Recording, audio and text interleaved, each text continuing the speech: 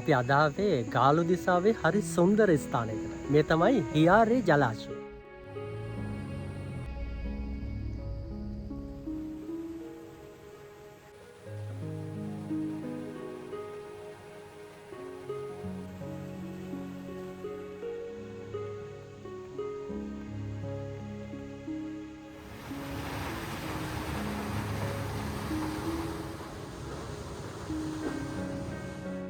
අපි යමු හියාරේ ජලාශයේ හරිම සුන්දර දසුන් ටිකක් දැක බලා ගන්න.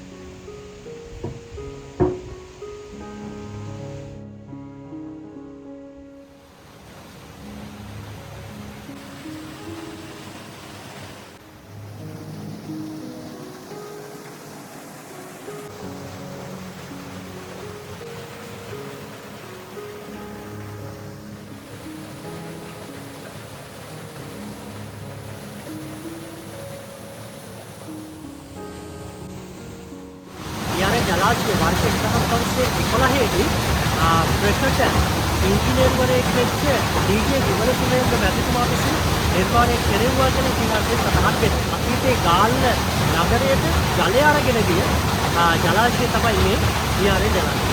හරිද සුන්දර දර්ශනයක් වගේ දකින්න තියෙන්නේ. ඒ වගේම තමයි මේ ලස්සන මොනරුන් පිළිහුඩුවන් වර්ග 4ක් ආවේනික පිළිහුඩුවන් වර්ග 4ක් මේ ජලාශය ආශ්‍රිත වනාන්තරය ආශ්‍රිත දකින්න පුළුවන්.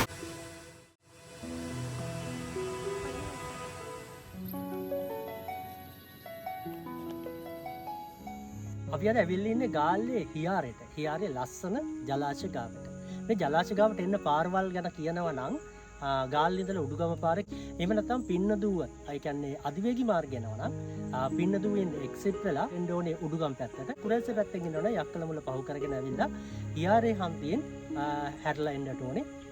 කිලෝමීටර් 2කමාරක් විතර අතුරු මාර්ගය. ඒ ආවට පස්සේ තමයි මේ ලස්සන හියාරේ ජලාශය දකින්න පුළුවන්කම තියෙන්නේ. ජලාශය ඉස්සර නම් ගාල්ල නගරයට ජලය ගෙනියන්න පාවිච්චි කළා.